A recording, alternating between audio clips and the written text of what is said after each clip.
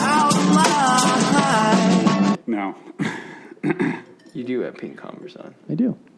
You have a lot of pink stuff. You know, but you're not wearing polka dot. Oh, yeah, never mind. I Face, you know, lied. Miles is wearing pink. Polka dot socks. Only socks that I have are polka dot socks. So if I'm wearing socks, that could be a flow chart. Is Miles wearing socks? Yes.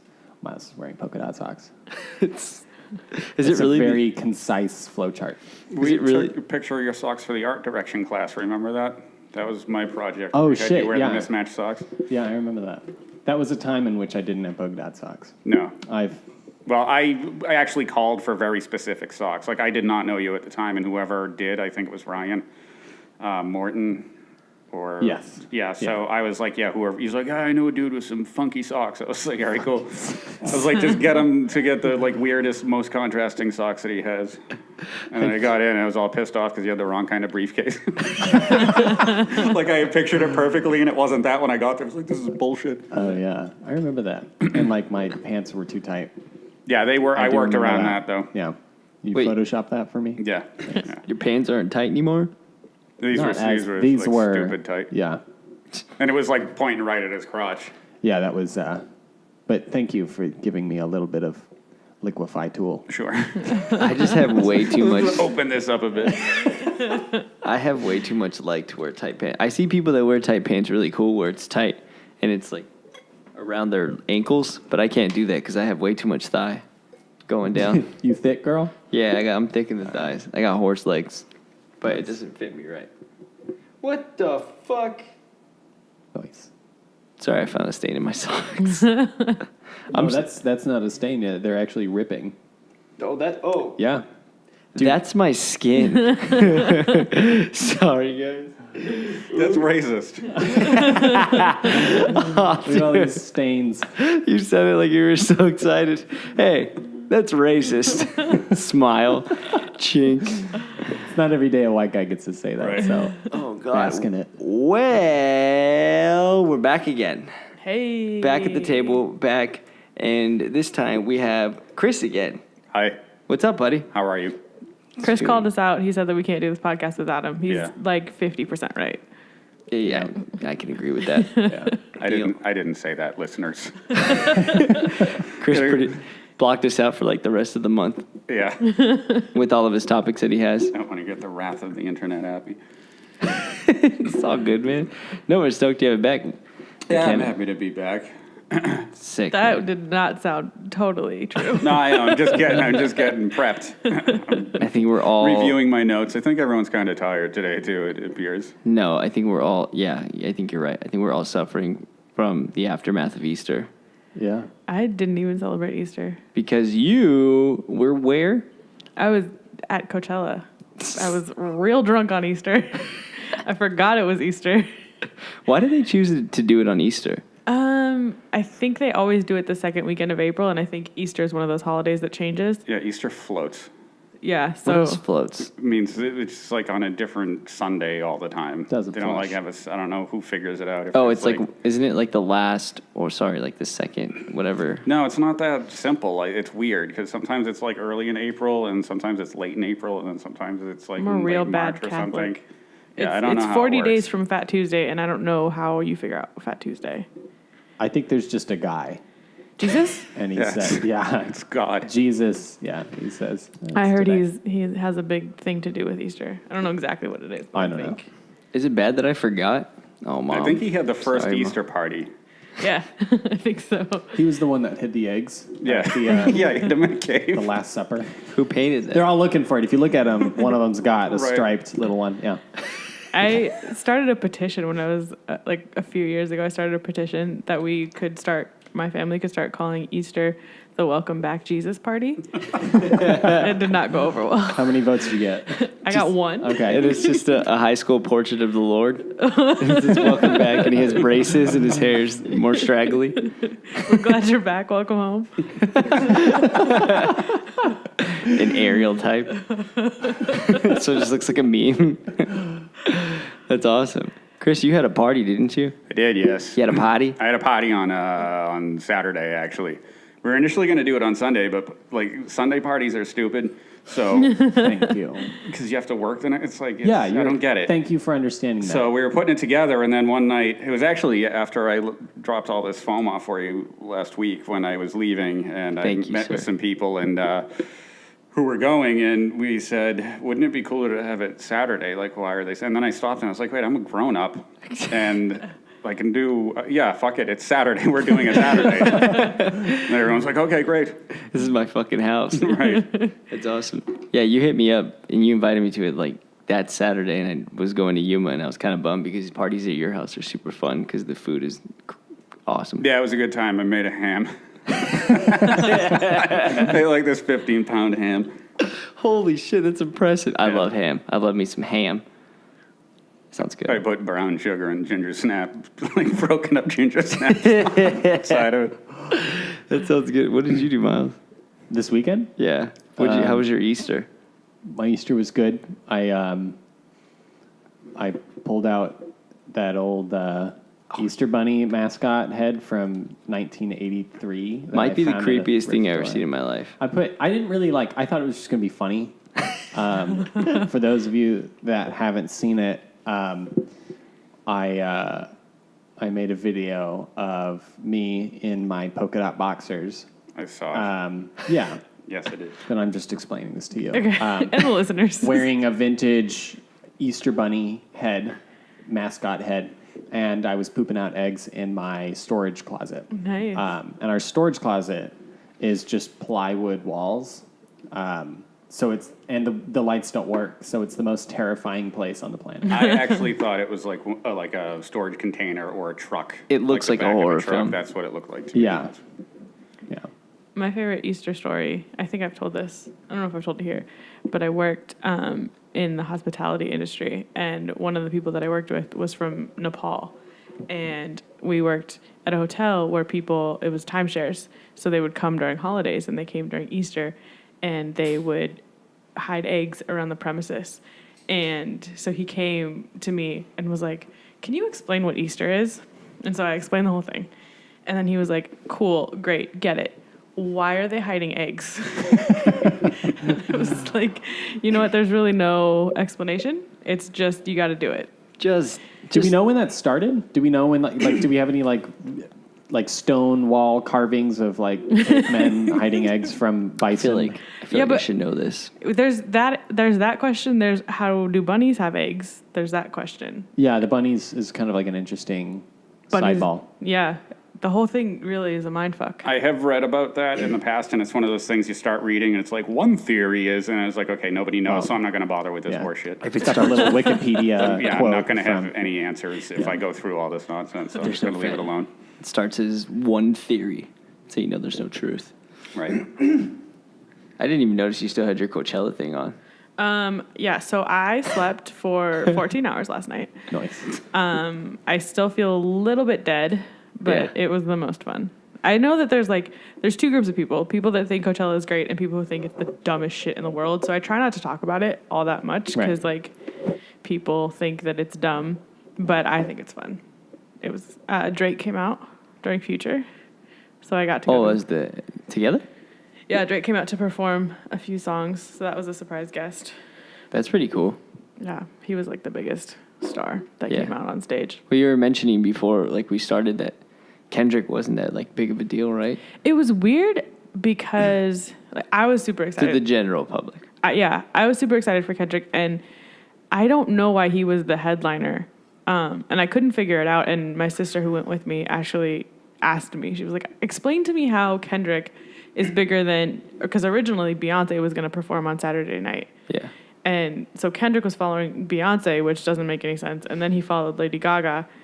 And it was weird because I think he's great, but he's definitely for hip hop fans. He's not for the general public. He doesn't have a lot of major smash hits. So it was a weird choice. It was a weird choice to make. So it was a good show, but the crowd really wasn't in it. So it made it not as cool. I think if you just went to a Kendrick concert with Yeah. a bunch of Kendrick fans, it would be more fun. But And on the other hand, on this side, I was playing his new album like nonstop. Like me and my friends were bumping it all weekend. It's good shit. It's a great album, I but like it was interesting to see, like the crowd's reaction to, like, not really knowing how anything. mellow they were Yeah, about it. yeah. Huh. They're just like, I don't get it, so I'm just here. Still on drugs. Having a good time. On drugs with my $15 drink, and I'm just gonna. Dude, that's the one thing that sucks is on those festivals. We were briefly talking about festivals, and we'll bring it up again. Is how, like, Mckenna loves festivals, and on the other hand, I couldn't do festivals. I think I went to Phoenix's Pot of Gold once, and it would never do it again, just because it's a mission. Yeah. I don't like the process of being out there all day. I just like to go see the one person I want to see, and then just jam out. Or I'm actually one of those people that are okay from watching it at a distance. Yeah, I think it's, I don't know. I get a lot of energy from people enjoying music, probably because it's something that I like. And it feels like one of the only, so I really like reading, but you can't really force somebody else to read a book that you like. So it's a very singular experience. Case in point. Yeah. And then you can't really, you look at a photograph or like a painting or like any kind of art, and you can only talk about it for so long. But with live music, you get an hour just to like be around your friends and think about like how cool music is and think about how cool it is to have like performing arts. So that part of it is really fun to me, and that part of it makes it a better way to like experience art with your friends rather than just like, I have this really cool book that I'm like stoked on, but nobody cares because reading is not something people do anymore. Should have included a mixtape. Or you could like trap my friends in my car and be like, we're listening to the audiobook. Yeah, So dude. hope your next 12 hours That's are a good free. idea. That would turn them on to it. I would have no friends. Lock the windows. You gave me a book like 2 years ago, and that I was trying to put some effort towards reading a book, and I couldn't do it, and it sat in my closet for like 2 years, and then I finally got into reading, and then realized that Mckenna bought me a book 2 years ago, and then finally brought it out and started reading it. So I'm your example. Can't really force people into reading. I randomly got into it though. How'd you do that? I hate reading. I don't know. It took a certain amount of influence. Joe Rogan, all my influence, all the time.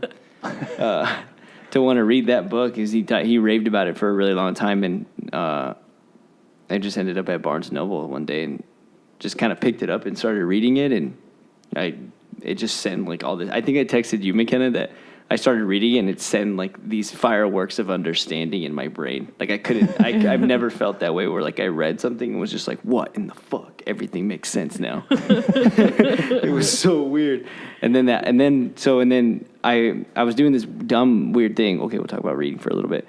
I did this thing where I was reading the one book that I bought, and then I wanted to read the one that you bought me, called The Obstacle is the Way, but didn't want to read it until I was done with the other one.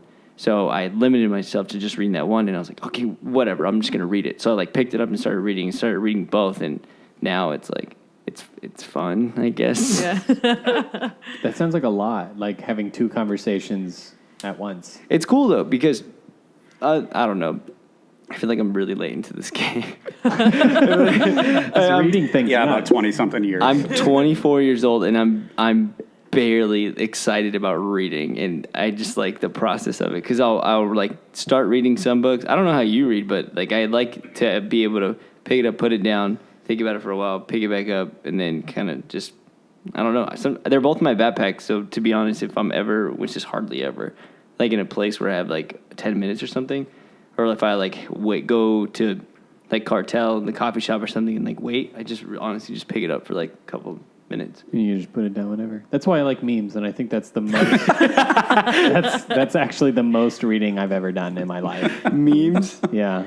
I tried to get, like, comics were cool for, like, I really liked comics, but I realized I slowly just stopped reading them and just started drawing every time I read one. So I'd never really read them. I just kind of said it. I was one of those guys who was like, yeah, I read comics. Yeah, memes are like comics, like Reader's Digest They're not. comics They're for the one mentally panel. disabled. One panel comics. Yeah. You know how like the joke is that when you die, you want your friend to destroy your laptop because you don't want like your mom to figure out what's on your laptop. Mine is I don't want people to look through my books because when I read, I write notes all in the margins and shit. And Yeah. for sure, that's the part where I'm going to look crazy. Or if I've underlined a passage and then put mom on the side and then it's Yeah. like unflattering, she's going to be like, well, I That's- hate you. And you told me that because that's my problem when I read is that because I'm not great at it. I Well, have you to. just got here. I know. It's practice. There's a road of progression I can go go. down, which is exciting. But I have to like go back and reread stuff all the time, or stop, look up the word, and then go back and then read it. It's a long process. It takes a while. It does. I just don't get a lot of words. I don't understand a lot. I have a very limited vocabulary, and it's pathetic. But if you start talking to me about other stuff like f-stops and shutter speeds, I'll talk your ear out. Yeah, you just have a different vocabulary than some people. Yeah, I speak other things. Awesome. So, Chris, you're back, which is awesome because, Yes. like I was saying earlier, you pretty much clocked us out for like the entire month, We have topics on topics on topics. Yes. which are exciting. I like topics. A podcast would be real shitty Kind of my without a thing. topic. Hi, it's Chris at Awesome. Well, do you still have that list? Yeah. Let's fucking get rolling, dude, because you had a lot of really good stuff that we had to like cap ourselves last episode Right. because we could have gone all night, which was really exciting. But Yeah, the last time I was here, that discussion is something that could go on for weeks. Really, there's just so many nuances and agreements and disagreements in it that yeah, I just wanted to get it out there because it bugs me. So I was like, all right, now it lives on the internet. it's out there now.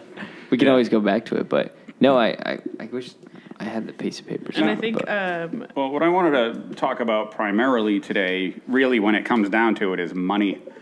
I like it. I like having it and using it to trade for goods and services.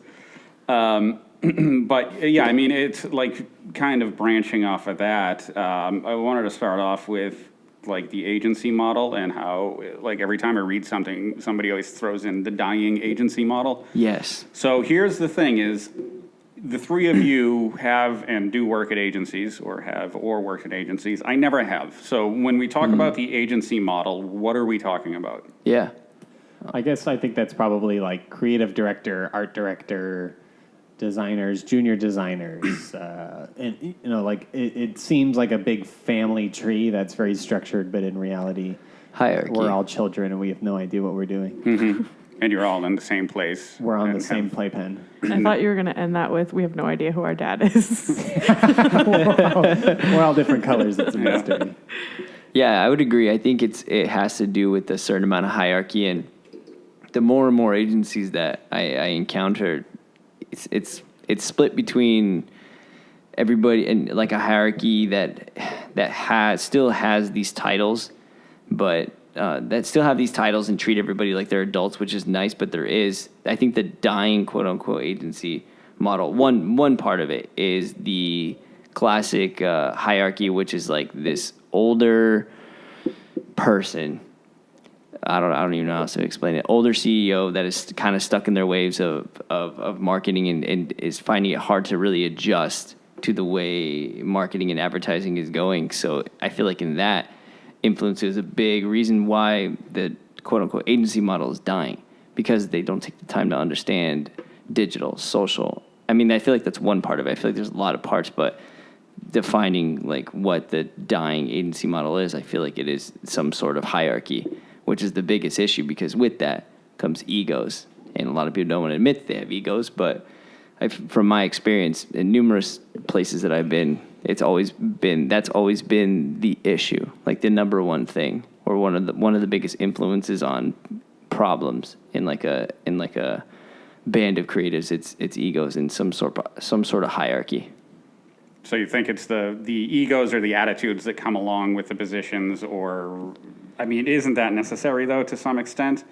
Yeah. You know, I mean, anyway, it comes down to it. You have to have somebody in charge, and then Yeah. you have to have, somebody under them. And, Yeah. you're going to have somebody who knows everything, and then you're going to have production people that don't know anything that are taking care of that. So you don't have to, pay an art director a obscene amount of money to sit here and, like, paste text into something.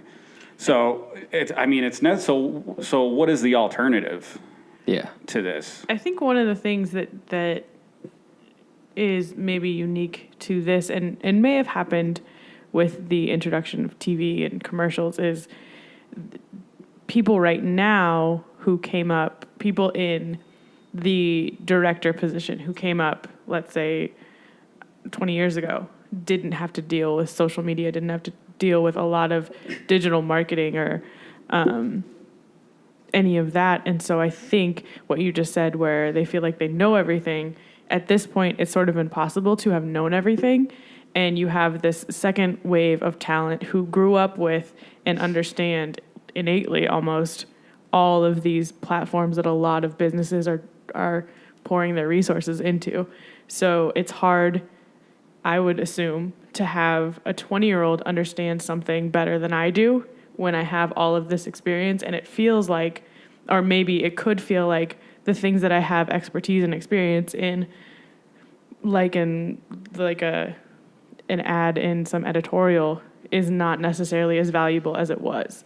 So now I have all of these punk kids telling me what I need to know about these certain platforms, and that's annoying because I have more experience than you, and now I'm not as educated as you are, or not as experienced as you are. Well, and to follow that too, it's two parts. One part is that these 20-year-olds and these millennials, we have access to this information like we never had before in advertising and in marketing. We never had the access to analytics and numbers instantaneously like we have when we launch campaigns.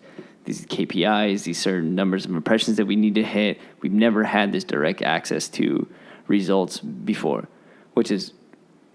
So there's all this analytics beyond just this is how many units we moved after you started running the ad. Yeah, Which is the way exactly. it It's used to great. go. It's like we sold this many more cars this Yeah, year with there's- this new ad campaign. There's so many different ways to influence people, and it's not...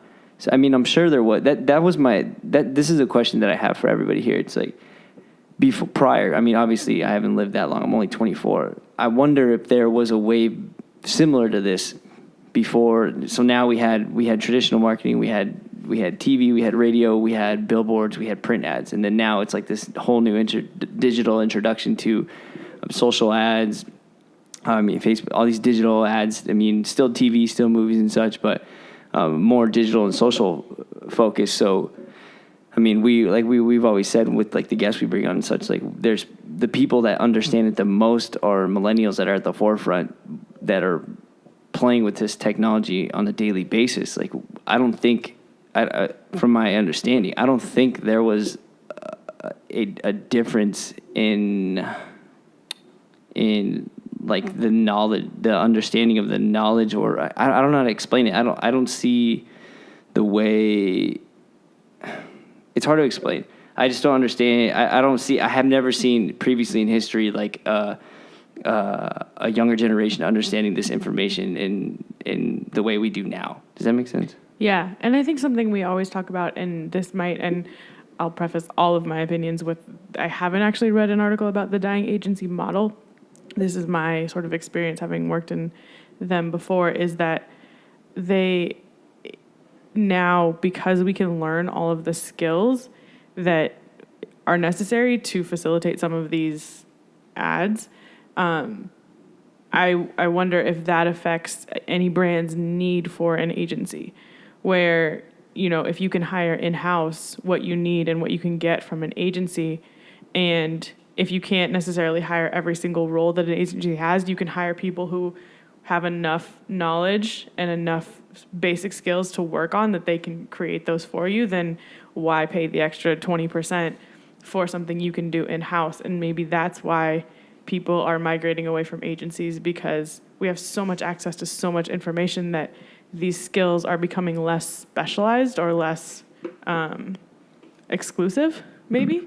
I don't know if that's I have no evidence to back that up, but it seems like that might be a cause. I think I would agree with that 100%. I mean, look at the introduction like Wix and Squarespace and like Canva that lets you like kind of pretty much design like really quickly certain ads with typography and photography.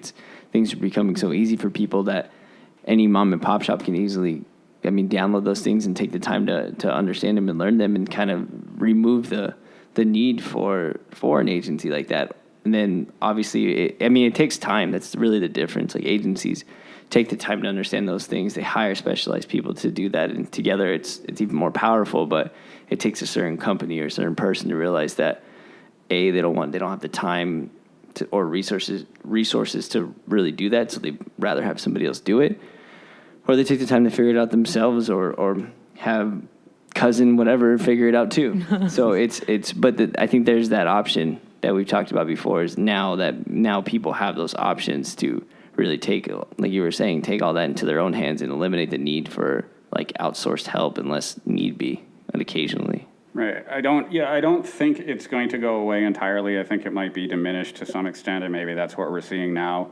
But kind of like what you were saying is things are always going to need to be farmed out, especially like when you're talking about an in-house job. And if you see job postings for in-house things, that's typically when they want the ninja or guru or whatever the friggin' word of the week is, where they're like, okay, you need to be awesome at this, and just name basically every design skill that you can have, and then also be great at WordPress, and video editing is a plus. So that's the kind of stuff, because they're going to hire a small team to do a bunch of stuff, but you don't need to be fantastic at anything, because they don't need that. That's when they're going to go outside, and they're going to go to, that's when you need to have specialists. That's why when I see agencies advertising like a job post and they say they want somebody that can do all that shit, it's like, why? Yeah. It's like, you guys should have a specialty and find some people that complement that specialty, not some dude that's going to sit there that's going to be okay at a whole bunch of things. Well, those guys are working in-house. Yeah, and I think a lot of, and it's terrible for the people that are working in there too, because people get spread so thin and then can't work at their most optimal level. It's like, it's definitely a double-edged sword, because I feel like I was a victim to that, where I was spread so thin between doing photo, doing design, doing video that at some days I felt incredibly overwhelmed, and I wanted to rip my own head off. But it kind of got me to this point where I knew I can do all these different things. But to what extent? You know what I mean? I feel like I had the luxury, and I can only speak on my own experiences, of course, because I can't really speak for any of you guys, but like I was fortunate enough to have friends that tell me that like this is kind of crazy. You know what I mean? So I was able to step away and realize that like, okay, this pace is fucking insane for the exact reasons you were saying. It's like, okay, well, all these people want these things because of the optimization that's going on now. Everything's so easy, everything's so templated, and if you can't do it, they'll find somebody else can do it, but not as good. So it's interesting. And now that I think about it and we're saying it out loud, I feel like the dying agency model is kind of occurring a little bit more in smaller shops. Like not so much like corporations. Like I don't think like a Coca-Cola or like a McDonald's or like a bigger company would ever go down to like a smaller agency like us. Like maybe for like certain campaigns and such. But I don't know. That's my thought. I'm thinking out loud. I feel like agency models are really dying for smaller businesses. So you see like these ad agencies trying to come up with smaller like package deals for mom and pop shops, like really compressed and refined strategy and creative. I feel like so the whole Pepsi debacle, do you know about that? Kendall Jenner? Yeah, I heard about it, and I don't know, could you refresh my memory? Yeah, so basically she's in this commercial for Pepsi, and the concept was I'm going to try to explain this without getting frustrated. She is at a photo shoot, and hot guy with a guitar is in a march for some social peace, and she makes eye contact with him, and then she decides that she wants to be part of that movement. She wipes off all her makeup, gets in line, and then she is at the front of the crowd facing the police, the squad, or the people who, what is it called? The riot police. Yeah, the riot police. And she walks up and hands them a Pepsi. and then everything is great and wonderful and everything's fine. Because Pepsi. Yeah, because Pepsi and it, and the point of it was probably to like align Pepsi with the social movements that are happening right now. Yeah. But it sort of reduced all of the important social movements to, you wouldn't have got killed if you just had a Pepsi. Oh my God. It's like a V8 commercial now. So I think one of the things is like, if you had, because it seems like that wouldn't have happened if you had maybe a smaller agency, or if you listened to, basically the general consensus was you need more of a diverse crowd of people making these decisions. You can't have a bunch of people who are experts and who have been doing it for years and years, because that could have been a great commercial 20 years ago. You can't introduce that kind of thing in this climate right now. So you need to have more diverse group of people to tell you like, nah, like you kind of missed the mark there. Let's rethink how we can do this. Yeah. And so I think one of the things that like those big agencies maybe don't have when you compare it to smaller agencies full of a maybe younger crowd is the hand on the pulse of like what's going on. Because really, if social media didn't kill that commercial, social media jumped on it right away and was like, this is garbage. Yeah. And I think you have to account for the reaction that people on social media will have, and maybe not always bend to them being sensitive, because people are sensitive online, but you have to have that awareness and somebody on the team to raise the red flag and be like, hey, let's not do this because everyone's going to kill us. Well, and then we're going to have to pull the whole thing. It's fun. Oh, sorry. No, go You ahead. haven't spoken in a while, Miles. Let's hear from you. Are you sure? Yeah, go ahead. Shoot. Here I go. It's like crossfire. So I feel like sometimes this isn't always the agency's fault, because this could be an agency full of like super old white dudes that just doesn't get it. And this becomes a fault of the company itself that didn't make the right choice, that just like kept going with the guys that they've always done, or not exploring or hearing other pitches. Like there was Frangelico, the alcohol. Am I saying that right? Frangelico. I like how you looked at Chris. Yeah. I'm Italian. Yeah. My bad. You see this? Fucking Matei. But they went through a rebrand, and they had a couple different agencies pitch to them, and one was a bunch of these old Italian white dudes, and it was like all dudes. And the Frangelico wanted to target a female demographic, and the white dudes were trying to make the campaign about finding your G-spot or something. Just, really misogynistic crap.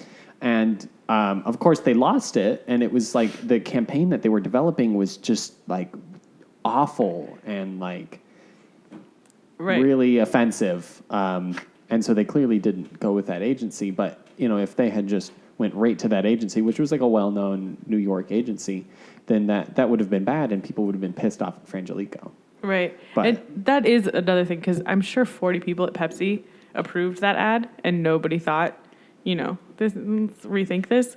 So it definitely falls also on the company. I don't think it's a total agency failure. Yeah. 100%. But it goes back to your point of like, you need more than just the most senior employees to look at what you're putting out, or to be able to be part of that conversation. Yeah. Because I don't think like more than just Pepsi have made these huge disasters in the last like 5 years. And can you imagine what it cost not only to get Kendall Jenner, but then to make a full like 2-minute commercial with her? That's millions and millions wasted. Well, can I add to that equation? Sorry, you wanted to say something. Oh, go ahead. It's your show. It's not mine. This is not mine. It's all of our show.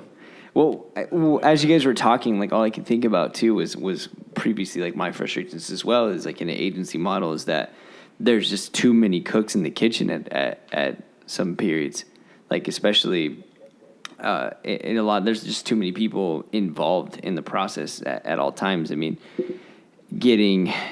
knowing your spot in it and then knowing when to evade is crucial. Because when you have everybody involved at every single point, everybody's going to have an opinion all the time. And then when that happens, it slows down the pace. But if you have people in at their most optimal time, strategy in the beginning, I mean, checking in, of course, not all the time, but I mean, finding that balance. Like, I'm not here saying like I know the balance. As you guys were talking, I just thought about that. I feel like that's also one thing that kind of intervenes and is like a frustration point, and like a bigger agency model is too many cooks in the kitchen at some point. I know going off in freelance, that's probably one of the best things, is that less people involved. I mean, it's a little bit more freedom in that sense, because I mean, you get direct communication with the client, who's going to be reviewed, the direct communication with who's going to be viewing it, who's going to be approving it, and the person that generated that idea. And it's a lot better that way, because you get a lot more genuine feedback, you get genuine conversation, and it's not something that somebody from Pepsi told another person at Pepsi that told us, and then two people down, then it finally gets to me. And then by that time, it's a whole different passage or a whole different meeting or a whole different... So, go for it. Well, what's weird about the Pepsi commercial, and I agree with you on like something that it's my understanding at a lot of firms, especially bigger ones, is that they're just really inefficient, because there's so many people that have jobs for no reason, because as the company grew, they took positions, and now their whole job is making sure that they have something to do. But what's interesting about the Pepsi thing, and I wanted to touch on this that you mentioned, Mckenna, is that maybe 20 years ago it would have been okay. This actually was a Pepsi commercial 30 years ago or longer. I don't know what year it is, but like in the 80s, if they had the one with the Barry Manilow song that he wrote for it, it was "I'd like to teach the world to sing in perfect harmony." You guys weren't alive then. Do the whole song. That's all I remember from it. It was the 80s. Like that's what happened. It had like every race imaginable, and they all get on a hill because a girl brings a Pepsi up there, and they all hold hands and they start singing and swaying back and forth and shit, and nobody fucking cared. Right. They were like, super. So, well, it sounds like just like another like Charlie and the Chocolate Factory weird thing. Right. So this one was a little more like, a little more literal, and. Like with things like this, you think, obviously they were probably trying to build to a campaign, because that's how these companies work. It's like, okay, we're going to throw this out here and then we're going to build off of it. So you'd think that they had like test or focus groups where they put this in front of, and like nobody flipped out, which I think is weird. Well, like you'd have to, people get pissed off like it's a fucking sport now. The best way I ever heard it put was Joe Rogan. He called it recreational outrage, and I think like that's the best fucking way it can be put. But whether or not you think it's right is irrelevant. It's just, it is the way it is right now. So like I can't believe, with the amount of people, still going on your point, that went through, that there wasn't enough there to like, no, people are going to lose their shit if you put this out there. I think, but I cannot back this up in any kind of way, but I think the reason that it gets so far without people saying something is there's not enough differing opinions. It's widely known that the higher up you rank in your career, the more conservative you get. People, I can't imagine that the CEO of Twitter or the CEO of Pepsi is like actively on Twitter trying to figure out what young people care about, and like I'm going to tell you, the CEO of Twitter did not see this commercial. Well, he probably still hasn't seen it. Whoever is making these decisions, like I can't imagine that they understand. And what is the focus group of Pepsi? You know what I mean? Like, who do you think? As far as I know, they'll take whoever their demo is or who they're going after with the ad, and if they're using Kendall Jenner, it's probably millennials, like fucking everything else now. Just say millennial.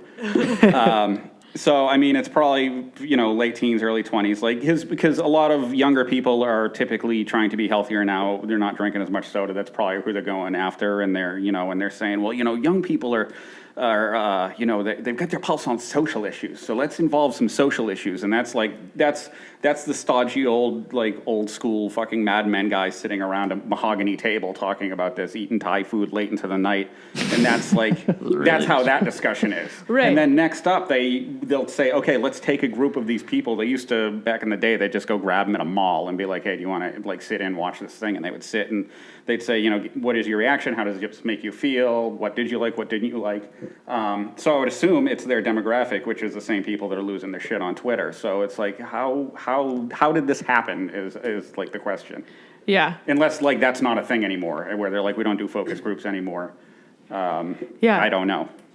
I don't know how it would happen. And I do think that people get angry and then it like snowballs into just like you fall on one side or the other. You fall Right. on this is horseshit or it's not. And I think social media plays into that monster. But I Social do media think is that monster. I do think that the way that in the same way that 30 years ago, let's just put boobs in the commercial and it'll sell. Like, you can't just be like, well, let's just put them in a march. Because right now everyone's cool about march. Like, it has to be more thoughtful than a fucking Kardashian and a social march. Like, that doesn't make any sense. You didn't put any thought into that. And I think at this point, when you know that people are looking at you and waiting for you to fuck up in a kind of way that they can get angry about, like, just as a business person, I'm going to say I'm not putting millions and millions of dollars into this thing when it's not thoughtful in any kind of way. Right. So you're saying that happened as a result from like a bigger agency model that's like... No, I'm just saying I think that what happened there was people were not thoughtful about the kind of thing they were doing. And I think that... And not thoughtful in like it's a commercial for soda. It doesn't need to be. Yeah. It's supposed to change the world. Yeah. But I think if you're trying to make a statement, or if you're trying to align yourself with people trying to make a statement, you should do a little bit more research. Yeah. Like it's like if you want a hot girl slinging Pepsi, put a hot girl slinging Pepsi and everybody's fine. Yeah. But they like tried to make a statement without actually making a statement, and so it fell flat because that's, Didn't they release like a statement shortly after, like all the... They pulled the whole thing and they apologized to Kendall for putting her in this mess. And funny story, if anybody so Kendall Jenner was at Coachella, and if anybody brought up Pepsi to her, they were kicked out. Wow, that's a little aggressive. It was crazy. Oh, shit. Well, it's weird with the so this is the way it works now. You release something, people get pissed off, you apologize, people don't care, now they want somebody fired. So like the weird thing is that they apologize. Okay, you're going to pull the commercial. Fine. But now, well, we want an apology too. It's like what the fuck does that even mean? So they do it, but it's like if you just wait a week, they're going to be pissed off at something else. Yeah, they're just... So just leave it alone. They're going to forget about it in like 4 days. And then somebody's going to shoot a lion again or something, and everyone's going to go try and kill that guy, and they forgot all about Pepsi. Yeah. Or now it's on the back of their mind, so they're drinking a shitload of it. They don't know why. Yeah. So it's effective. Maybe that was the plan behind it. That was Coney's method, I think, in 2012. Is he was just going to wait it out until Right. somebody's pissed off about something else on Facebook. Right. Now it's okay. Give the kids. Right. Yeah. Exactly. Good old Coney. He's hiding in Ghana, I heard. Coney? That's going to be my What? You don't know? Whatever. I'm not. Coney 2012. He was the Harambe of 2012. Yeah, he was the. Why that may be. That's Why do I not remember this? That might be I don't know, culturally- but that's Oh yeah. Yeah. We'll edit that out. Yeah, can you apologize? Yeah. I'm sorry. Sorry. Please, somebody kill a lion. if I ever get married, Coney 2012 is going to be my wedding Okay, what hashtag was because I Coney? love it that much. It's kind of driving me nuts. What was Coney? It was he was this warlord in Africa that I was remember like, now. okay. And then the He's guy on that board. started that whole thing was like nude in San Diego and acid or something, and he got in trouble for, I don't know. Yeah, he had a some full mental fucking thing. breakdown, stripped down, and ran around San Diego naked. I didn't hear about that part, and I'm pretty bummed out. Yeah, he had an emotional breakdown. Yeah, he apologized, so. But only for his penis, not for Right. anything Yeah. else. All right, so we kind of got off topic a little bit, but I wanted to- it's all part of it. It's all rolled up into that, so. I wanted to ask a question based on what Eric was talking about in terms of like too many cooks in the kitchen. And I don't know what I think about this, but do you think that is why more people are moving to keeping everything in-house is because you know your brand best in-house and the people making the decisions have your brand's best interest at heart, as opposed to like in an agency where people are,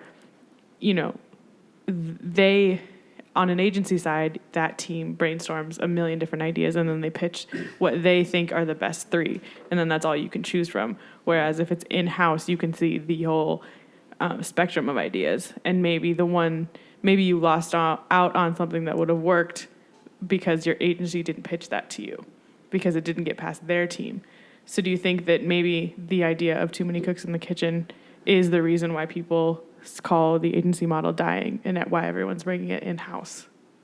Well, I definitely think that's why it's inefficient. And that might have something to do with it in the way that now, because there's so much money wasted in the process, that like everyone's trying to undercut each other and doing things as cheaply as possible and wearing their entire staff thin, and why people are working insane hours. And, you know, it's like, well, in order for us to get this job, we have to do it for only this much, and we have to do it this quick, or somebody else will come get it. And I think that there's this constant, you know, money thing that everyone's dealing with because their agencies are run so inefficiently. And again, this is just from me reading things that I read people talking about it. I read Eric. It's online though, so it's not the same thing. It's not real, the same kind it's of reading, online. but like that's what I'm kind of gathering as far as that goes. And you know, that's like that's all. I just keep reiterating that. It's just there's too many people that don't like. I do work for.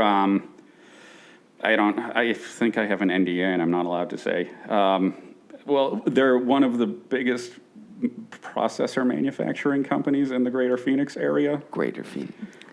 So I do work for them, and the amount of people that are between me and them is ludicrous. It's like amazing, just like, and that's the way I put it. I hope none of them listen to this. But it seems like there are people there just for the sake of being there. Like their entire job is just to make themselves have a job. Like they don't provide any value or anything like that. So yeah, we're talking about a multi-billion-dollar company, and kind of the way they do things with people below them, and all these in-betweens. But that's on a smaller level too, in just an agency where you have a big agency that's doing really well, and you've just got people that have to keep busy for the sake of keeping busy, that don't always have something to do, but they're getting paid. And they just, I would imagine, just kind of screw things up because they have to pretend they're doing something. So that's when you get to move this 2 pixels to the left. Yeah. Like when that sort of thing starts happening, and now they're just fucking everything up. Yeah, I mean, I've experienced that exact example of you. Just to reiterate, from my understanding, is telling people what to do just because you feel like you need to, because you're getting a salary. Right. And then they're trying to find things for you to do. That's like the big frustration, right? If like you can't justify like your reasoning for being there, then there really isn't a reason for you to be there. And it's hard for a lot of companies to say that, because I mean, another thing, if agencies have grown so fast in like just the last if you were ahead of the curve on this digital and social movement, and you survived it and you were able to grow with it, then your agency probably grew pretty damn quick and big and fast, and a lot of people got hired in that process. But to stay relevant and to stay on board and to keep afloat, you have to keep that work maintained. And some people find that they can't, and then have trouble firing people. And I mean, it's a really shifty way to work. When I mean, I don't know the ultimate solution, but I mean, for me personally, as Eric Castaños, it's just a lot easier for like me to not put myself in that situation and realize that this type of shit goes on, and either you're gonna get the short, not either, but you're gonna get the shitty end of the stick unless you've been put in 25 plus years at this agency, and you kind of have some sort of that hierarchy or that oath that you're in this, that you've done all this for us and you'll stay here and you're good. You know what I mean? Good. When you first enter like agency like that, like unless you put in years, like you're the first one to get cut. So I recognize that pretty soon and pretty early in my career, and rather just work with people independently and have like those genuine collaborations with people, rather than try to sell my soul to a certain agency or anything. So do we see it more, or hope that it goes more toward, you have somebody who, like a consultancy, where you're a consultant and you basically, so say me, for example, I come to somebody, so I'm like me, Chris Creative. Yeah. And I'm my own man. And young dude. Somebody comes to me, like a restaurant or whatever, and they want a rebrand, and they come to me and say, and I go over all this stuff with them and say, okay, here's what we can do. Let me get this all together and price it for you. Figure out what they want, and then go to freelancers that I know and farm all that stuff out to them, add my markup, add my profit, and then go back to them, pitch it and say, okay, here's the people that I'm using. If you want to meet them, you can. They're all the best at what they do and blah, blah, blah. Yeah. But none of you know. So it's like, I need a website on Wix. So Miles, I'll say to you, hey, I need a logo. You're good at logos. Be like, how much are you going to charge me for a logo? Here's the creative brief. Here's the scope of it. What's it going to be? And then you say $2,000. Yeah. And then I go to Eric, and I'm like, okay, Eric, we need photos for their website and all that stuff. And you like, okay, this many photos, that's going to cost me $30. $2,000. $2,000. Let's keep it simple. And then, hey, I need copy for the menu and stuff, Mckenna. So, and for the website too. So here's like the scope of that. $2,000. Okay, $2,000. And now I'm going to need a web developer. So I'll get a developer, and let's say he charges me $2,000 as well. Everything's great. So I take all this, I take that. So it's $2,000, $4,000, $6,000, $8,000. I double it, 16. I add like 20% profit. I go back to him and I say, okay, here's what everything's going to cost. And then they say, okay, go ahead. And then I work all this shit out. I get it to you guys to do each of your parts when they need to be done. We bring it back, we present it, make any tweaks that need to be tweaked, and everybody's happy. So like that to me seems awesome. Like that, it seems like that's viable and it's an awesome way to go. The problem though is if like the whole idea of it is to grow and to scale. I mean, if you're an entrepreneur or you're in business or trying to go into business, is to keep getting more and keep doing better and making more and to scale up. So at some point it would be more efficient to have people on staff. So I take all these freelancers I'm using, hey, you guys want to be full-time staffers at my studio? And they say, yeah, sure. Now I've got everyone on staff. Now am I going to run into the problem eventually where now I'm an agency and I'm inefficient and all this bullshit? That's what I was thinking. And now I have people whose salaries I have to worry about on the regular. So I've now got to worry about, what if I don't get this job? I'm fucked. So I underbid it just to make sure I get it. And now it's like, okay, I underbid this, so everyone's got to get this stuff done. Just don't do anything cool. Just tried and true. We got to get it out. Like, it's that. That's a huge issue. So what's the way around that? I mean, aside from just being, it's tough. Number one, I think you got to be an awesome salesperson. Like if you're the one that's pitching it, I think a problem that a lot of creatives have is like an aversion to sales in general. And I think young people in general do. Like when you say sales, they instantly think of like the seedy car salesman or like Willie Loman going door to door and selling friggin' vacuum cleaners or something like that. Yeah.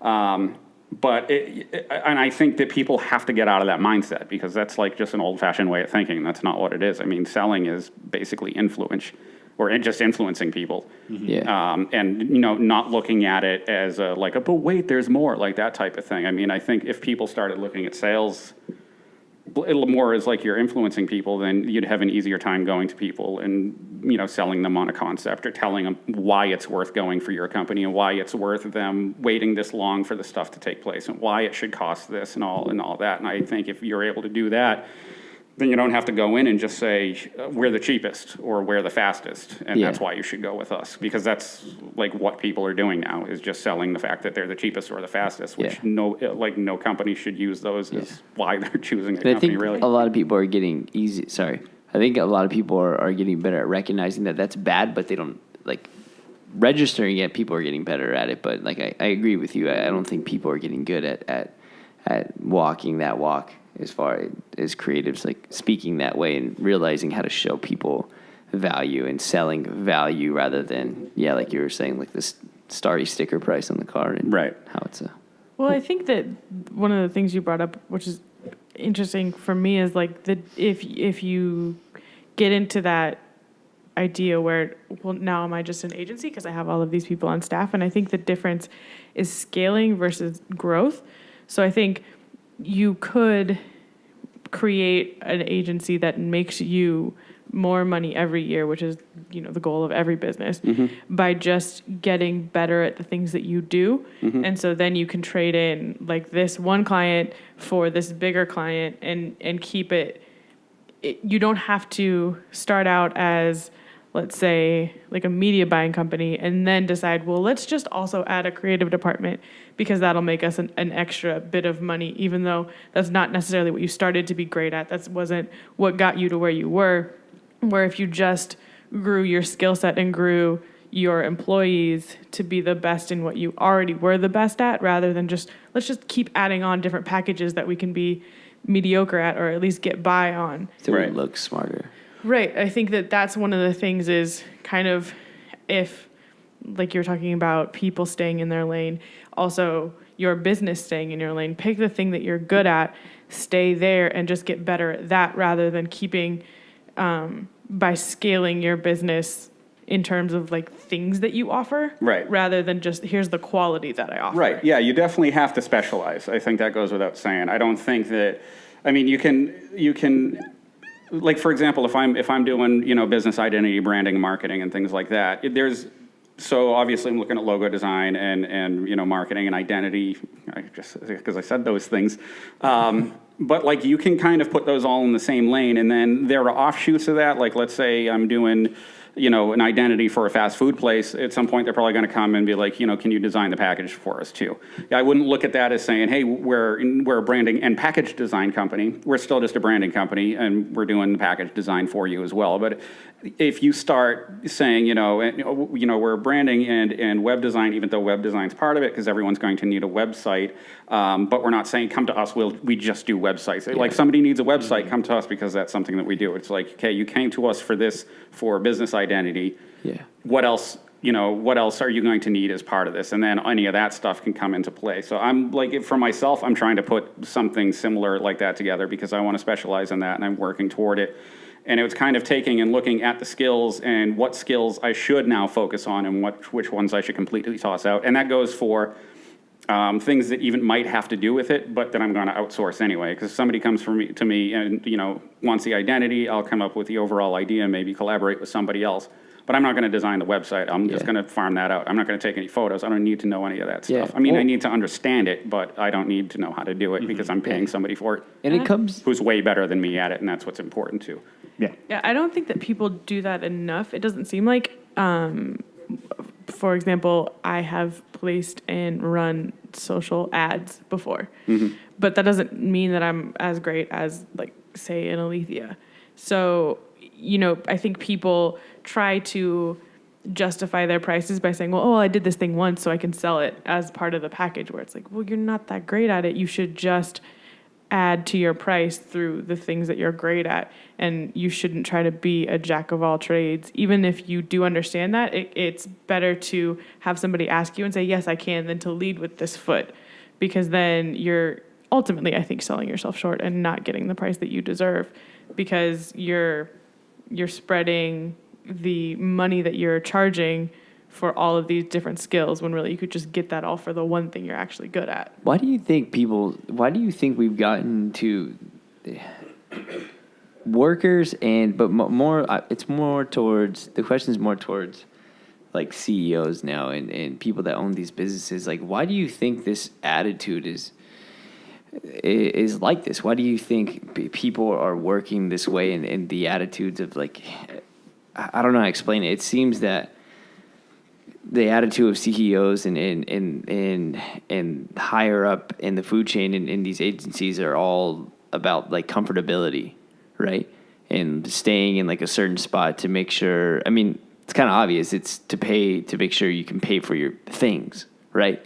But then what happens, I feel like all this gets changed. Everything, the attitude towards the work, the attitude towards other people, the attitude towards the clients, all that changes when the motive isn't the thing. Like, you ask the CEO, okay, well, what if you can live without A, B, and C tomorrow? Like, how differently would you think? You know what I mean? And that's kind of like the freedom of, like, a freelance, is like when you can simplify the things that you have and just, I don't know, it's weird because as we're talking about this, I sit and think about, like, well, why the fuck is this working so aggressively? And not even, like, about the car and the house, but I think about, like, then the worry comes of, like, when you were talking about the fear of eventually getting to a position where you're worried about paying your employees. Right. Like, that happens, and that responsibility, that's kind of in some way when I was listening, it's like a thing. It's like, now you have to worry about this now, and you have to worry about maintaining this thing. But when you limit those things that you have to maintain as far as with money, then the attitude kind of changes, and it's kind of like it seems impossible to get away from, and it might be, I don't know, but it's like a problem, and it seems like that attitude, like when you can switch or influence a different thinking or an attitude about it, it seems like it could be like a major influence on the way agencies kind of run, or even businesses in general. Because it's just interesting to think about it. Like, what is their major motive? Like, why do they want to do these certain things? Do they generally want to help these certain like local businesses and corporations, or is it to, like you were saying, is to do that one project to be able to sell it later and make more money? And it's like, well, fuck, like, what's your real motive? And and just in the past year, that was like my big understanding, realization is like, if I were to ever go back full time to like another agency, is those are the types of questions I would ask. It's like, what's your motive? What do you really want to do? And that's why it's just a lot easier to have the freedom as a freelancer to be able to say yes, no, and I mean, not have the burden of being at this one place. And like you were saying earlier, when you can freelance, like you can get people that are better than you. And granted, you can do certain like things like that in the agency world too, is like if I, like vice versa, if I needed copy, I always hit a Mckenna. And before I was in the luxury position where we were in the same place, but now that we're out, like I can still use her, but I'm not locking down Mckenna to any certain thing. You know what I mean? It's like comes down to genuine trust, and I don't have to worry. It's interesting. I don't know. Well, it's definitely like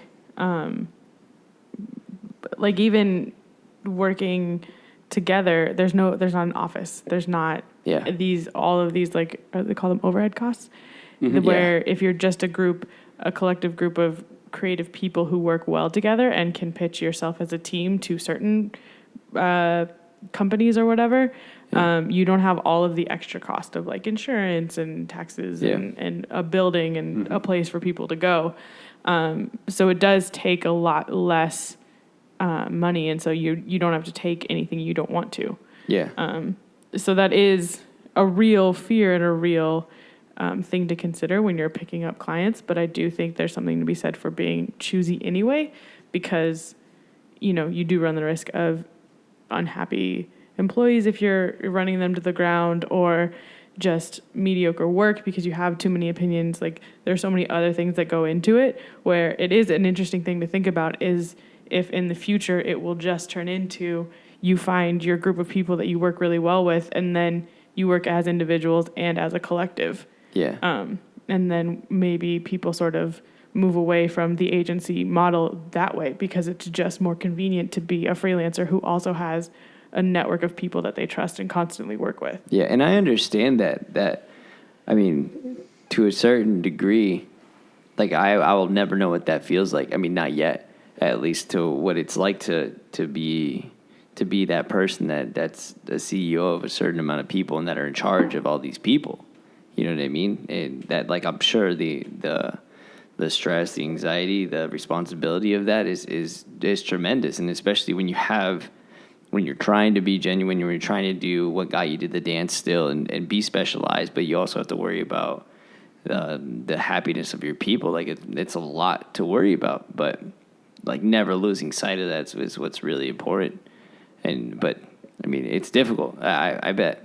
I mean, I can only imagine. Like even doing this and doing the small projects that I have, like nothing's more important to me than making sure that, like, for the human scene stuff, that like my skaters are happy. Like even if we're not working on it 24/7, to make sure that they're doing what they want to do and helping still any way that I can, or the artist, or I mean, even with this podcast, like making sure that we're good still as friends. Like even though this podcast is a fun thing, like making sure that we're good and making sure that the act of coming here, like, in doing the podcast never becomes strenuous, like to make sure it always stays like fun and we keep it that way and the format is that way so that never happens. But I don't know.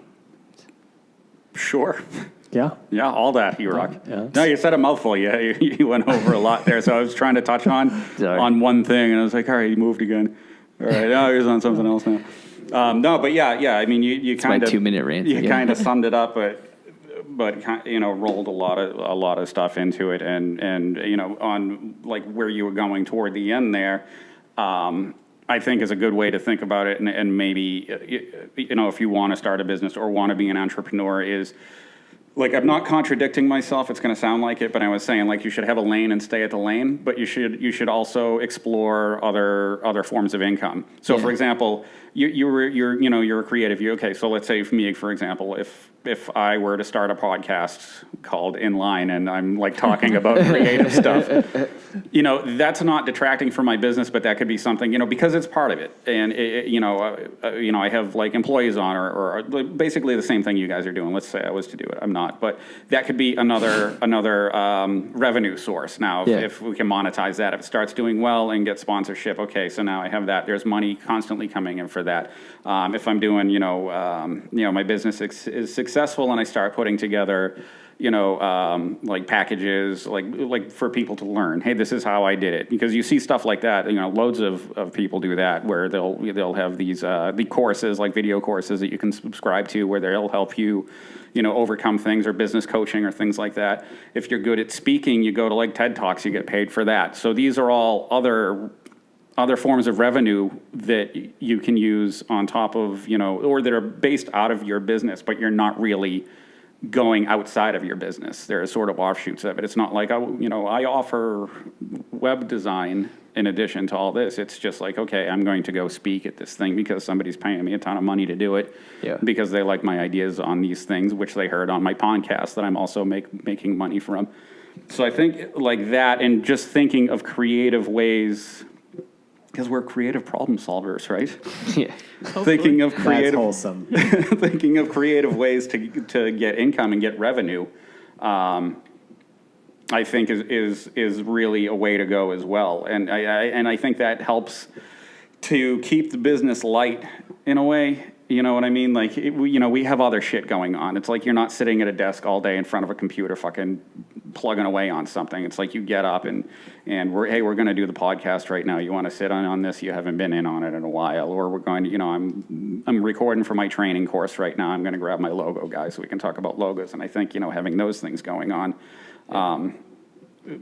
helps the business. It helps the company culture. And then at the same time, you can make more money.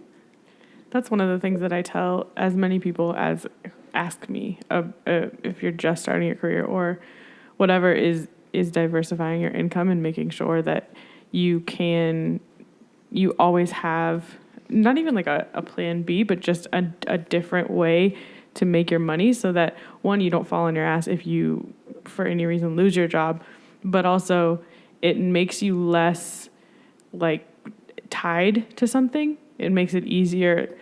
For example, like it was easier for Eric to leave his position because he had other freelance stuff lined up. It makes it easier to make the decisions that are best for your career and best for you, just for your own like mental clarity. Mm-hmm. If you have different ways of making money, so you're not always doing something that either you decided you didn't like, or you decided you weren't as good at as you thought you were, or this place you didn't like, or whatever. Even if you're writing, so for me, I was writing for 3 different companies, and they were 3 totally different industries, and it really helped to not only have those 3 different streams of income, but also something I did over here could work for this company over here. And pulling that inspiration and pulling those techniques from different areas of your life, it makes you more talented and makes you more efficient, I think. So in any case. You know who I feel lives that life the best is Miles. I feel like Miles is a perfect example of that, because Miles is just, no matter where he is, whether if Miles was faced with the challenge of not, for some reason, couldn't work in somewhere creative, like he's always going to do what he does. And it's all in different in different lanes. Like you have your thrifting part that you do. You also have which also leads to your restoration projects. You also design, and you also freelance, and then you also work in an agency setting as well. And then, I mean, I'm sure you have other things as well, but I've always known you, which actually really inspired me. I'm not just stroking you because you're sitting here. But like I told you this before, even off air, like you've always been a big inspiration for me to always kind of explore those other things that I've always wanted to do, because it's just naturally, like there's no reason why you shouldn't dabble into this. You know what I mean? Same thing with you, Chris, with like music and such. Like with creatives, we're always so curious about these different forms of expression. And then when you can find a way naturally to create like some sort of revenue off of that, that's like, I feel the most optimal way to grow your career, is to let your curiosity kind of lead you in the way that, I mean, lead you in the way where you're naturally interested in certain things. Yeah, if you want to do something, you should just do it. And like start doing it and then start worrying about how does it make money later on. Like for me, making furniture and shit just started as a, God damn it, I can't find this fucking bench anywhere. And then it turned into like hey, like other people want this thing, so I could give it to other people, but I could make them pay for it. Right. And that also holds true with like my clothing and stuff like that. Like I just made it because I couldn't fucking find it anywhere else, but then people want it, so make it available. Yeah. And that, that's a tale of 1,000 other different people who like did skateboard designs and your buddy Salazar. Steven. Yeah, Steven. Shout out to Steven. He was just like a really fucking great painter, and people wanted that. They wanted his like art style. Yeah. And case in point, Cowtown Skateboards like gave him money for that. Yeah, then naturally progresses to apparel. I mean, you can see that like the trends that happen is usually like your favorite creative or artist ends up branching out in some other way just because the natural interest and curiosity that we have as creatives and following that intuition, I feel like in finding revenue off of that is key. Yeah, I think that you were just talking about, and you mentioned, just do it and worry about how to make money off it later. Mm-hmm. I don't know if you guys see this. I do, especially with younger people and especially with creatives. So doubly so for younger creatives have like this weird aversion to making money or really valuing themselves. I mean, some people are just like, no, fuck money. Which is insane, but yeah, there's some people there. There's the imposter syndrome that you hear about, where people are like, "Oh, I'm not good enough to charge that." And but I think that instead of doing it and worrying later, like you don't even have to worry about how does this make money. I think that if you create value and worry about creating value, money will come.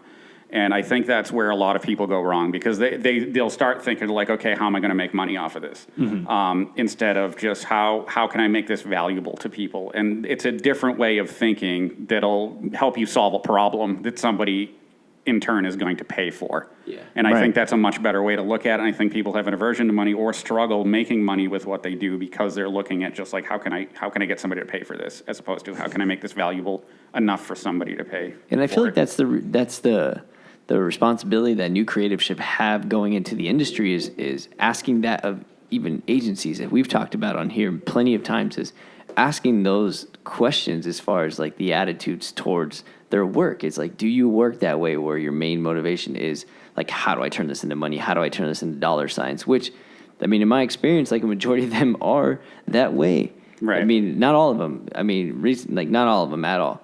But a majority that I've seen, even in freelancers that I meet, I mean, they're in it for the wrong thing. I mean, how do I turn this into dollar signs? It's like, fuck, don't sit with me.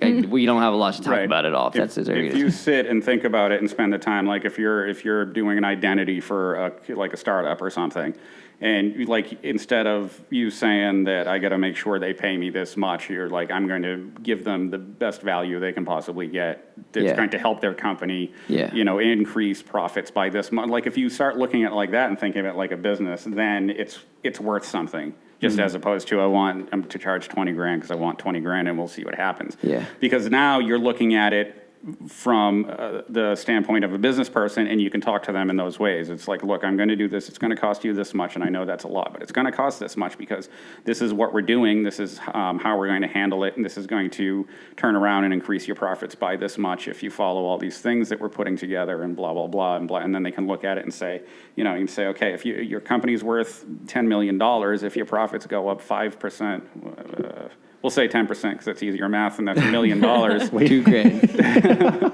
Yeah, or whatever it is, and then be like, so let's say, next year your profits, because of what we're doing, they go up $500,000. You're paying $50,000 for that, or you're paying $100,000 for that. Mm-hmm. And I think that's what, and unfortunately they don't teach that in school because they can't teach that in school. And I think these are the questions that need to be asked, just nobody knows to ask them, because it's like how do you know to ask it if you don't even know what it is? Yeah. And I think that goes back to your point about people having an aversion to being salespeople, is like you can sell yourself in an authentic way.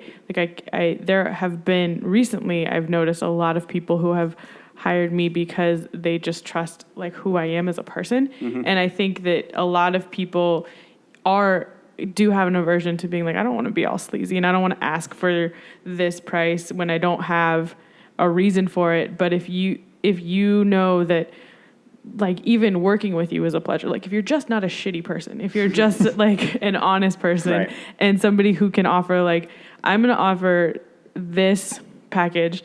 It comes with my talent, which you can see here.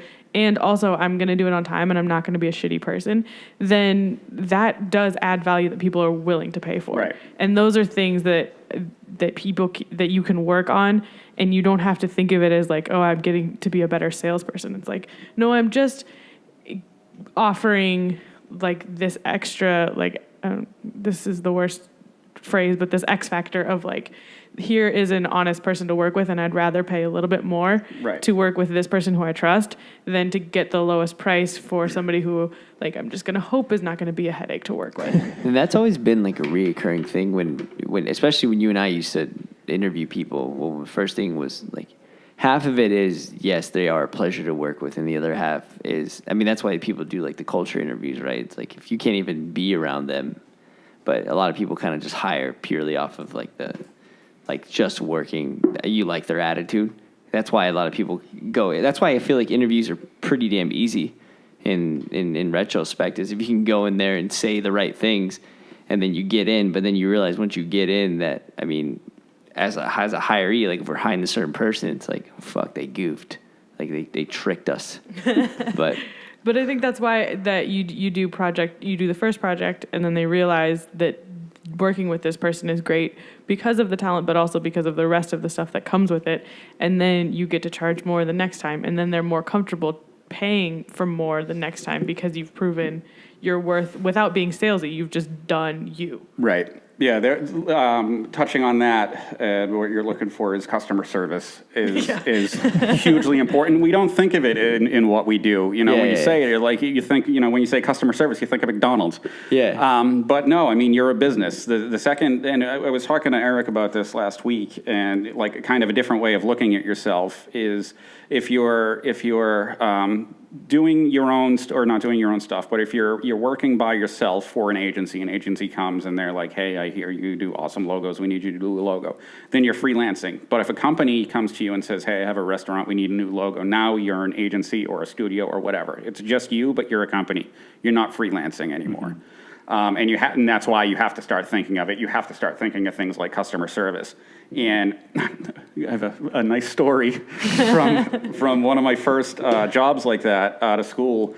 And this is how important it is. And a lot of designers are, and a lot of creatives in general are introverted, and they don't like dealing with people, and they don't like talking to people on the phone, and they get freaked out by it. And if you want to be a business, it's something you're going to have to overcome. And I had this woman that got in touch with me. I don't know how she got a hold of my info. And she, like, her husband was a musician, and he was putting together a CD, and she needed the CD jacket, the booklet, and all that stuff designed.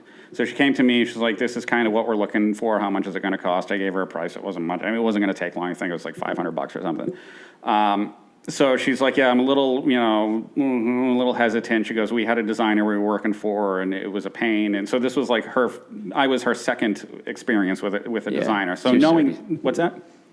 I said, mm-hmm. Yes. she was Yes, true. So she was scarred. So yeah, she was. Yeah. And like I made it my mission not only to do an awesome job for her, but to turn that around. So she didn't think that way, because she was like, you know, he was just a prick, like, and it's not even a prick. It's just not knowing how to handle it. Like when somebody questions what you're doing, just be like, fuck you, I know what I'm talking about, you don't. Just that ego. And like, you know, so like one of the first things she said, we want a 4-page booklet, so you have the front and back cover and then just the 2 inside pages. And I was like, okay, cool. And then she goes, so we have lyrics page, and then we want a photo collage page. I was like, cool. She sends me the lyrics. It was 8 pages of lyrics in Word documents. So, like, your first thing is, like, you got to be shitting me. But then I was like, no, wait a second. I'll just explain to her why this isn't doable and do it nicely. And I went back to her and I said, you know, here's our options. We can either go with more booklets. It's going to cost you more in production, but you can get all your lyrics in there. I explained to her about bleeds, because she wanted dark backgrounds with white text. And I was like, if we go any smaller than, like, 8 or 7 points, then some of the text is going to disappear. Like, I explained all this shit to her, and she was like, thought it was the most amazing thing that I spent the time. And she's like, oh, I never knew that. I wouldn't have thought about that. It's great, and blah, blah, blah. So we worked through it all. I gave her exactly what she wanted, and she actually paid me more than I charged her by like $200 just Dude, for the experience. nice. I was like, and that was my first job too out of school. I was like, fucking yeah. So little things like that, just taking the time instead of getting pissed and realizing this person is coming to me because they don't know how to do it. That's why Exactly. I have value here. So I shouldn't be a dick about it. I Educate. should just, and I wouldn't even say educate, but just, explain. Yeah, I mean, that's one way to put it. I don't like saying it like that because it sounds like I've kind of, it's a Yeah. weird thing, and that's a whole nother discussion, but I've kind of like flip-flopped on that as Yeah. of late. But it's more, just explaining things. It's like, okay, we want to do this. We can't do this. Instead of being, it can't be done. It's too much, but explain to her everything and, run a quick layout and say, look, in order for this to happen, this has to happen, or you have to lose this. And just present options and do it nicely. And she's like, okay, fantastic. This seems like the best option for us. And I said, okay, let's go forward with it. Yeah. I think that's the problem is like right now it feels like both sides are just waiting for the point at which the other side screws them over and is like, oh, so now you're going to charge me more because of this, or oh, now you're going to make me do more work now that you've explained it a little bit farther. But if both sides came to it and just understood that, like, I just don't understand your job, so I'm asking for things, but if you tell me that it's wrong, then I'll understand Right. it. Yeah. And so I think that's one of the things that we can take ownership of on our side so that people are more trained to understand the pricing is like, no, this is why it's this is why it's this much, and this is a solution for that if you want it, but that'll cost more, or you've hired me and this job isn't actually what I specialize in. Here's what you need to look for. Right. And to sort of train people, because it's not an industry that people really know about or know how to ask for the things that they want. And so they think it's a really simple thing. They think like, oh, just like take these pictures of this pizza for me. But you have to take that, Right. you have to take that ownership and be the responsible one in the equation and be like, no, here's what we're going to do. Here's what you're going to get out of it. And here's what hopefully the result will be when you've invested this money in me and my talents. Right. You explained it best where you said that, I mean, you're the expert. They're coming to you for a certain thing, and then kind of, I mean, knowing that, and then, I don't want to say educate again, but... Right, I mean, but it's yeah. a lot of like designers that I know, when somebody comes to them and they'll be like, I kind of laid this thing out sort of how we want it. I'm sure we've all gotten that from somebody Oh, yeah. before. They send you a Word doc. I'm not saying I want it just like this, but they're like, I just kind of threw it together so you can kind of see what I had in my head. And we're assholes about it. Well, I'm not. I don't think that you guys are. But a lot of people are assholes about it, and they'll like make fun of it, not to the client, but I've been there with people like, look at this fucking piece of shit. And it was like, well, yeah, he doesn't know what he's doing. That's why he's paying you, you idiot.